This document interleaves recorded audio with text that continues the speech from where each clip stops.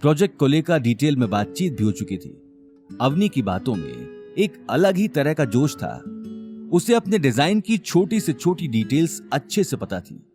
वहीं सभी document sign होने के बाद गायत्री देवी और नील ने राहत की सांस ली। गायत्री देवी अब फूंक फूंक कर अपने कदम उठा रही थी। कुछ ही देर में सभी डॉक्यूमेंट्स की फॉर्मेलिटी पूरी हो गई। अवनी, आई एम सॉरी तुम्हें परेशानी उठानी पड़ी। You did a great job. तुम चाहो तो आज रेस्ट कर लो।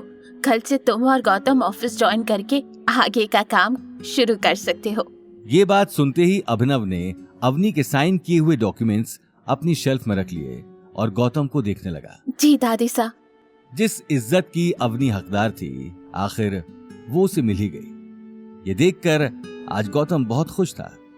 कुछ ही देर में वो अवनी के साथ मैरियट से घर की तरफ निकल गया। आज एक तरफ अवनी जहां अपनी जिंदगी में आई खुशियों के खुमार में थी, तो वहीं दूसरी तरफ उदयपुर शहर की बहुत बड़ी बिल्डिंग से एक लड़की खिड़की से बाहर की तरफ देख रही थी।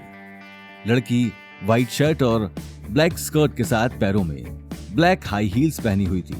तीखे नैन नक्श और बड़ी बड़ी आंखों के साथ वो लड़की दिखने में बहुत सुंदर लग रही थी। ये कहना गलत नहीं होगा कि उसकी हर एक अदा लड़कों को दीवाना बनाने के लिए काफी होगी। लड़की की नजर बिल्डिंग के बाहर जाने वाली गाड़ियों पर टिकी थी, तो वहीं उसके पास में उसकी सेक्रेटरी हाथ में फाइल लिए खड़ी थी। एक अजीब सी खामोशी दोनों के बीच छाई हुई थी। देखते ही देखते वो लड़की खिड़की बंद कर पास ही रखी कुर्सी में बैठ गई। उसी वक्त सेक्रेटरी ने हिचकिचाते हुए कहा, दीपशिखा, हमारी कंपनी आने वाले दिनों में बहुत सारी डील्स साइन करने वाली है, इसलिए तुम्हारा यहां रहना बहुत जरूरी है। तुम्हें नहीं लगता कि इस वक्त तुम्हारा जोधपुर जाना ठीक नहीं है? दीपशिखा बिना कुछ जवाब दिए अपने सामने रखी फाइल्स को देखने लगी। ये लड़की और कोई नहीं वही दीपशिखा थी जिससे 1 साल बाद गौतम की शादी होने वाली थी। दीपशिखा अपने परिवार में सबसे चहेती थी। उसके पापा आनंद मित्तल ने बचपन से ही दीपशिखा की हर फरमाइश को पूरा किया था और फिर बड़े होते होते दीपशिखा ने अपने फैमिली बिजनेस को ज्वाइन कर लिया।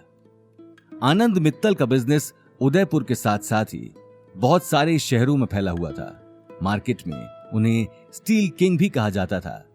किसी रॉयल फैमिली से कम नहीं थी ये फैमिली। कोई बिजनेस में उनके दिमाग और तजुर्बे के आगे खड़ा नहीं हो सकता था, लेकिन अपनी बेटी की जिद के आगे आनंद मित्तल को झुकना ही पड़ा। उन्हें सिर्फ इस बात का डर था कि गौतम से शादी होने के बाद उनकी फैमिली और बिजनेस रेपुटेशन पर लोग सवाल खड़ा करेंगे, इसलिए वो मौका देखते ही किसी ना किसी को समझाने के लिए भेज देते थे। हालांकि आनंद मित्तल गौतम के घर से भाग जाने के बाद दीपशिखा की शादी किसी बड़े घर में कर देना चाहते थे, लेकिन दीपशिखा ने जब से गौतम को देखा था तब से वो गौतम को भूल नहीं पाई थी। यहां तक कि गौतम के चले जाने के बाद भी उसने गौतम का पता कर लिया था, लेकिन गौतम की शादी वाली बात उसे कुछ दिन पहले मुंशी जी से ही पता लगी थी।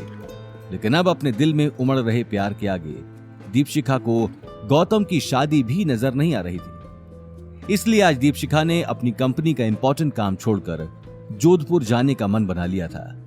हालांकि पास में खड़ी सेक्रेटरी याशी दीपशिखा की बहुत अच्छी दोस्त भी थी और उसकी पर्सनल सेक्रेटरी भी, जो हर वक्त उसके साथ ही रहती थी।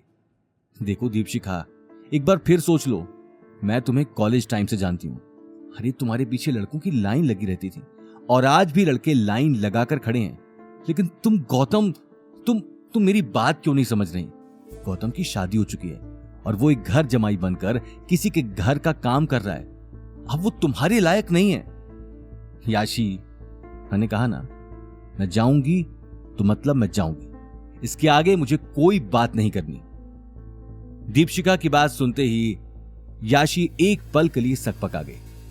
अब ठीक है, मेरा काम बस तुम्हें समझाना था, आगे तुम्हारी मर्जी। एक शादीशुदा आदमी के साथ शादी करने पर लोग तुम पर और आनंद अंकल पर हंसेंगे, कम से कम इसका तो ख्याल करो।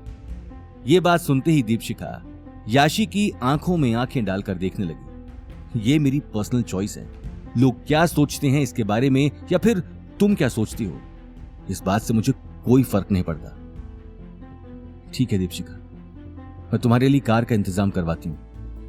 नहीं, मैं कार और बॉडीगार्ड्स के साथ नहीं जाने वाली। मुझे बिल्कुल सिंपल तरीके से जाना है। बेहतर होगा कि तुम मेरे लिए ट्रेन की टिकट बुक कर दो। ठीक है, जैसा तुम कहो। मैं ट्रेन की 2 टिकट्स बुक कर देती हूँ। ये बात कहकर याशी अगले ही पल केबिन से बाहर निकल गई। उसके जाते ही दीपशिखा एक टक दीवार को देखने लगी। आगे की कहानी जानने के लिए देखिए अगला एपिसोड सिर्फ पॉकेट एफएम के यूट्यूब चैनल पर और रॉयल वारिस के सारे एपिसोड्स को सुनने के लिए डिस्क्रिप्शन में दी लिंक से डाउनलोड करें पॉकेट एफएम ऐप।